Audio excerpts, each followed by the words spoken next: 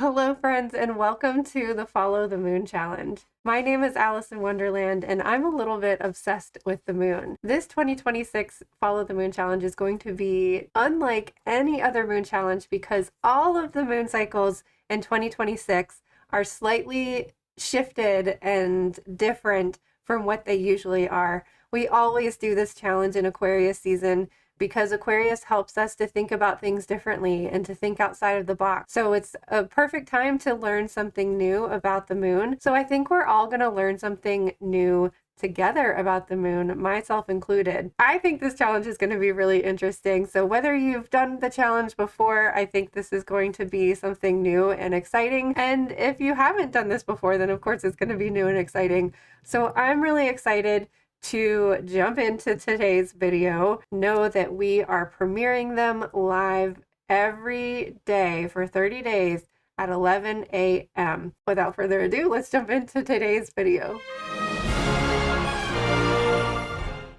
Thank you for joining me for day 19 of the Follow the Moon Challenge. We are officially in Scorpio today after that very long, probably the longest void of course time I've ever seen. But believe it or not, we do have another very long void of course time coming up next week. But we finally made it into Scorpio after that very long transition.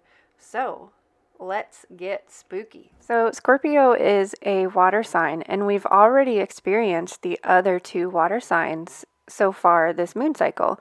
We experienced Pisces right after the new moon, and then we also experienced Cancer. So Scorpio is the last water sign. Scorpio season this year goes from October 22nd through November 20th. And what holiday do we have right in the middle of those dates? Halloween. This time of year is also smack dab in the middle of fall. There's no doubt about Scorpio. Scorpio energy is fall energy. It is the last harvest of the year. The plants and the harvest are dying, and the energy is going inward and underground. The plants send all of their energy into their roots to prepare for winter. Because all of that energy is pushed underground, we're not seeing those vibrant, beautiful colors of transformation and balance that Libra creates. What we see on the surface is dull or lacking color, but that is because the magic is happening within and underground. It's still there, you just can't see it.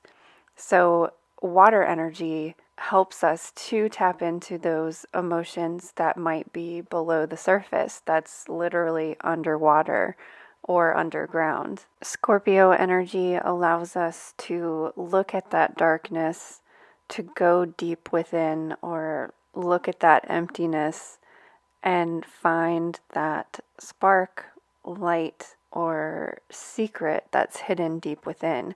That's why we associate the keyword magnetized to Scorpio, because just like a magnet, Scorpio energy and darkness in general has that draw to it. We're curious and we want to explore it. Society teaches us to stuff things down, to hide the parts of ourselves that might not be that beautiful to look at. But just like this image here of the ocean at night, if we allow ourselves to explore that darkness, we're going to see that there is this light there. There is this illumination. When you take a walk on the beach at night, you would think that it would be pitch dark because there's no sunlight and there's no street lights. But really, everything that is reflected on the water illuminates the sand, the water, the sky feels even illuminated. So when we allow our eyes to adjust to that darkness, it's when you start to see and find the light.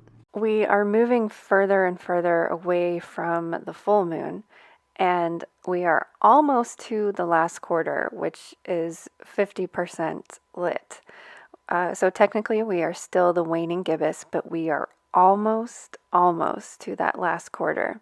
So as the light and energy decreases, having this Scorpio energy, which is technically the waning crescent time of year, might add a little bit more darkness, a little bit more subconscious energy to the waning gibbous moon. When you look at the symbol of water, it's literally an arrow pointing down. Or from an emotional standpoint, an arrow pointing within.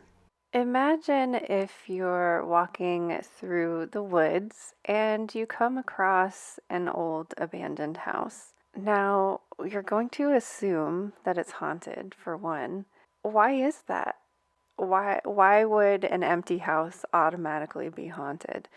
I think one of the reasons is because we assume that the unknown is bad or scary, and we also think that emptiness is scary. When really it's just an empty house that's been neglected. And we can kind of compare that to the things that we stuff down inside. We all have this empty house or this empty attic that we store things that we don't want to look anymore. We put them in boxes, we stuff them down, and we try not to think about them anymore.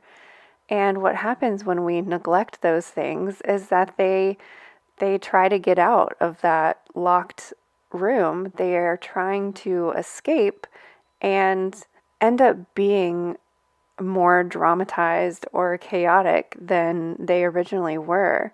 Whereas if you opened the room and opened the box and took a look inside, it's probably not that scary. It may have been scary to the younger version of yourself that didn't know any better or hasn't learned how to integrate or heal those past wounds.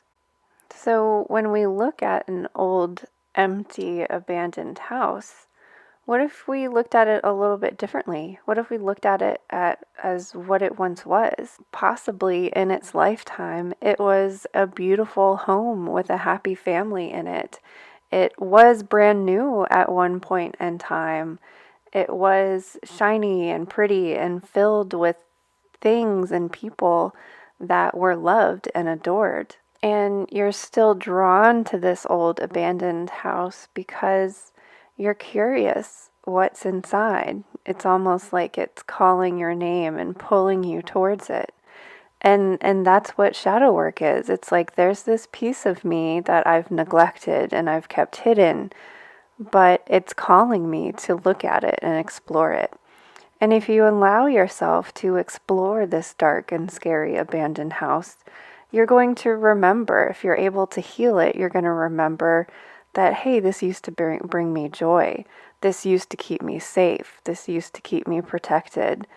And you can explore these different boxes and dust off these cobwebs that have been left behind and put new things into that space. You can put a fresh coat of paint on it. You can resurface the floorboards. You can clean and dust out and bring back to life this thing that has been neglected for so long. Scorpio teaches us to be honest with ourselves and honest with the world and love ourselves where we are. Darkness and light and all the phases in between. This is what the moon teaches us too. And you can change, you can restructure, you can remodel, you can redecorate, you can turn the lights on and clear out the cobwebs of your body, mind, and soul. We are all capable of loving every aspect of ourselves and transforming it into the person that we want to be. The best and highest version of ourselves, the cutest, most adorable little cottage in the forest instead of that spooky old abandoned house in the woods. So while the moon is in Scorpio today, what is something in your life that you can shift, change, or transform? Remember, the water energy teaches us to go with the flow, to allow for movement Recognize and pay attention to your emotions today and note how you're feeling. Remember to record it in your mood tracker. And if you come across an emotion that you don't like or that you would normally stuff down and keep hidden, try to just allow that emotion. If something makes you angry, allow yourself to feel mad for a moment and then transform that into, okay, how can we make this situation better? How can we focus on the positive and how you can move forward and go with the flow? It's also important to explore where your emotions are coming from or where the trigger comes from. Like what is it that sets you off? And dig a little bit deeper into why that is. A lot of times, once we figure it out and pinpoint where this trigger reaction comes from, you're able to just like transmute it. How you were feeling about something before in the past doesn't really translate to how you're feeling now in the present, but like you still get triggered just out of habit. So recognizing what it is that triggered you and breaking that habit of reacting that way can help you to heal and let go and go with the flow. As always, remember to be kind and gentle with yourself on Scorpio days or any water day for that matter. The moon teaches us to change slowly, transform slowly, to change phases one gradual step at a time. So give yourself some grace today.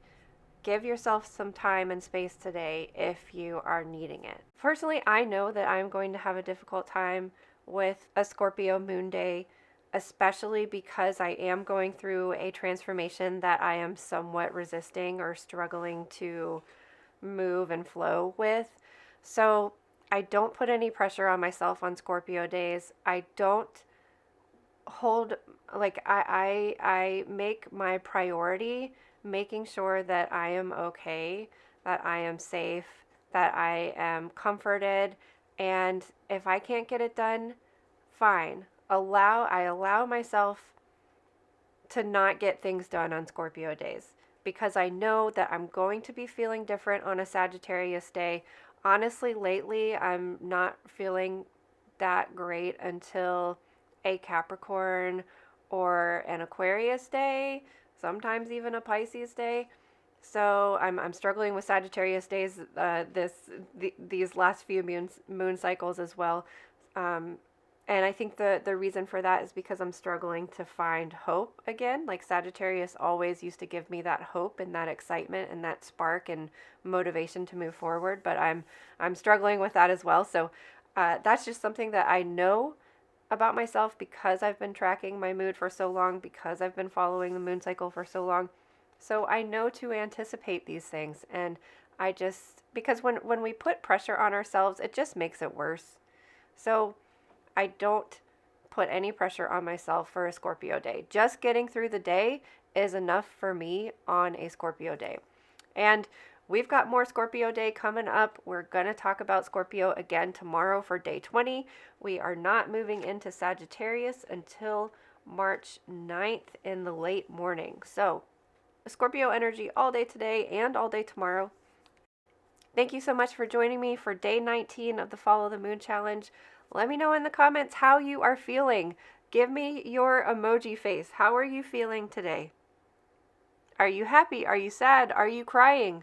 It's okay to feel whatever you need to feel, especially on a Scorpio moon day.